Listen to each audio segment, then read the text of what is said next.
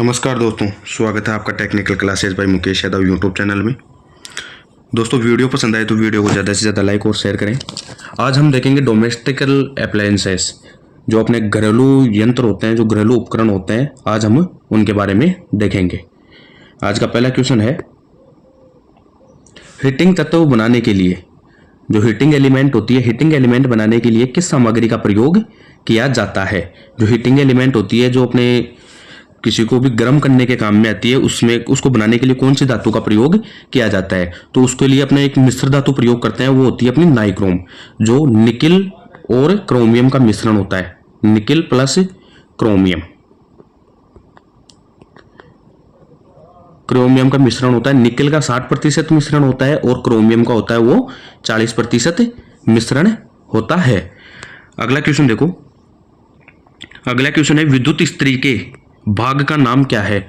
अपने को एक चित्र दे रखा है, चित्र में जो चिन्ह दे रहे वो चित्र दे रखा है, चित्र में जो दिखा रखा है वो इस्त्री का कौन सा भाग है। वो इस्त्री का अपना सोल प्लेट होती है, जो गर्म करने वाला भाग होता है वो है अपना सोल प्लेट। अगला क्वेश्चन देखो, माइक्रो ओवन में सिस्टर मोटर का कार्य क्या होता है। माइक्रो ओवन होता है जो अपने उस गर्म करने के खाद्य पदार्थों को गर्म करने का काम करता है। उसमें जो सिस्टर होता है, सिस्टर का काम क्या होता है, तो वो होता है घूमता हुआ विद्युत चुंबकीय ऊर्जा को दर्शाता है। ऑप्शन डी इसका राइट आंसर होगा। अगला क्वेश्चन देखो, गीजर में यू बेंड का उद्देश्य क्या है, जो एक्स रूप में चिन्हित किया गया है। अपने को एक चित्र दे रखा है, चित्र में जो ये वाला हिस्सा दिखा रखा है, ये वाला हिस्सा क्या होता है, क्या काम होता है इसका गीजर में, तो अपने को ऑप्शन में दे रखा है पानी की निकासी को रोकता है। ये क्या करता है, जो पानी का एग्जिट होता है, एग्जिट को रोकने के काम में आता है। ऑप्शन ए इसका राइट आंसर होगा। अगला क्वेश्चन देखो, खाद्य मिक्सर में किस प्रकार की एसी सिंगल फेज मोटर का उपयोग किया जाता है। जो अपने मिक्सर ग्राइंडर आता है, उसमें जो सिंगल फेज की एसी मोटर होती है, वो कौन सी मोटर प्रयोग की जाती है, तो वो होती है अपनी universal motor, AC universal motor. अगला क्वेश्चन देखो, हीटर के अधिकतम निर्गत के लिए कौन सा स्थान है। देखो, हीटर होता है, हीटर में अधिकतम जो ऊष्मा प्राप्त करने के लिए कौन सा स्थान प्रयुक्त है या कौन सी स्थिति होती है। तो देखो, इसमें जो पहला चित्र दे रखा है, इसमें न्यूट्रल है, वो एक ही परिपथ को पूरा कर रखा है, दूसरा जो परिपथ है उसको बंद कर रखा है, मतलब एक ही हीटिंग एलिमेंट काम कर रही है। लेकिन जो दूसरा चित्र है उसमें फेस दे रखा है, इधर से इधर वाले में भी जा रहा है, दूसरे में भी जा रहा है, तो दोनों जो हीटिंग एलिमेंट हैं वो दोनों काम कर रहे हैं, तो इसका ऑप्शन होगा सेकंड स्थिति, जो पोजीशन 2 है वो इसका राइट आंसर होगा। अगला क्वेश्चन है, जूल के नियम के अनुसार गर्मी की गणना करने के लिए किस सूत्र का प्रयोग किया जाता है। जो जूल का नियम होता है, जूल के नियम के अनुसार गर्मी की गणना करने के लिए कौन से प्रकार का जो सूत्र होता है, उसके या कौन सा सूत्र को प्रयोग किया जाता है, तो वो है अपना I²RT, यानी कि उत्पन्न ऊष्मा बराबर होता है I²RT joule calorie. Option b इसका राइट आंसर होगा। अगला क्वेश्चन देखो, अगला क्वेश्चन है, 1000 वाट 240 वोल्टेज के विद्युत हीटर में गर्मी उत्पन्न गर्मी की गणना करने के लिए हीटर ने 5 मिनट काम किया। तो देखो, इसमें गर्मी की गणना करनी है, जो उत्पन्न गर्मी हो रही है उस गर्मी की गणना करनी है, तो उसके लिए अपन करेंगे, तो इसका राइट आंसर होगा अपना ऑप्शन सी 71.6।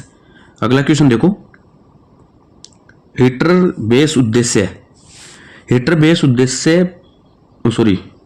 बेस प्लेट में विभिन्न स्थानों पर सुरक्षा खांचों का उद्देश्य क्या होता है। जो हीटर की जो बेस प्लेट होती है, जिस पर अपन हीटिंग एलिमेंट लगाते हैं, तो वो लगाने उसमें जो खांचे कटे होते हैं, खांचे कटे होने का रीजन क्या होता है या किस कारण से खांचे काटे जाते हैं, तो इसका होगा उसमें अवयव को दृढ़ता से बनाए रखने का। जो हीटिंग एलिमेंट होती है, हीटिंग एलिमेंट को एक जगह अच्छे से पकड़ बनाए रखने के लिए खांचे काटे जाते हैं। अगला क्वेश्चन देखो, विद्युत केतली में सोल प्लेट का उद्देश्य क्या होता है।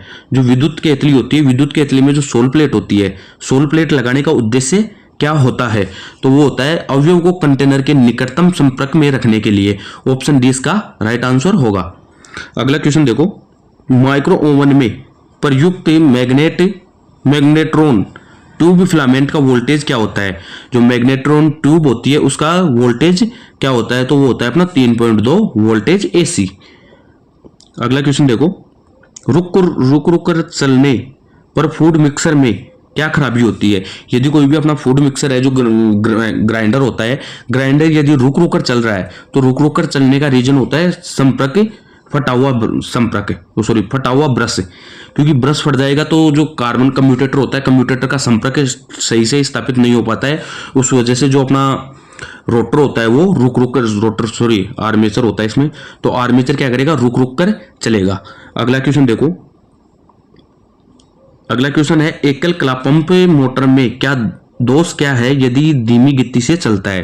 देखो सिंगल फेज जो मोटर होती है जो अपने पानी के लिए काम में लेते हैं, तो यदि उसमें उस मोटर की गति धीमी है तो उसका रीजन क्या होगा, तो उसमें जो कैपेसिटर लगा रखा है, जो कैपेसिटर क्या हो जाएगा, अपना डैमेज हो जाएगा या खराब हो जाएगा। तो उस कंडीशन में मोटर क्या करेगी, धीमी चलेगी, उसकी जो स्पीड होगी वो नहीं होगी, क्योंकि अपने को कोई भी मोटर को घूमने के लिए 90 डिग्री का वैद्युतिक अंश स्थापित होना चाहिए।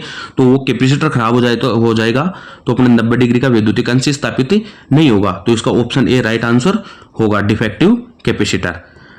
अगला क्वेश्चन है, उपकरणों के लिए एसी आपूर्ति प्रणाली में उदासीन पथ का कार्य क्या होता है। जो उपकरण होते हैं, उपकरणों में फेज और न्यूट्रल दो प्रकार की धारा दी जाती है। तो उसमें जो उदासीन तार दिया जाता है, जो न्यूट्रल का तार दिया जाता है, वो वायर देने का रीजन क्या होता है, वो वायर क्यों दिया जाता है। तो देखो अपना जो फेज होता है, फेज से क्या है, विद्युत धारा इनपुट होती है, और न्यूट्रल का होता है, न्यूट्रल का काम होता है विद्युत धारा को आउटपुट करना या फिर परिपथ को पूर्ण करना, तो धारा वापसी पथ प्रदान करना। इसका ऑप्शन ए राइट आंसर होगा, धारा को वापसी का पथ प्रदान करना। अगला क्वेश्चन है, माइक्रो ओवन में मैग्नेट्रॉन ट्यूब का कार्य क्या होता है।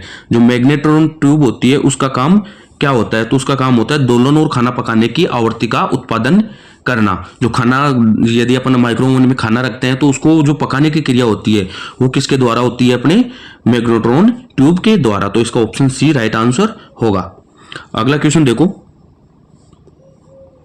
गीले चक्की में किस प्रकार के मोटर का उपयोग किया जाता है।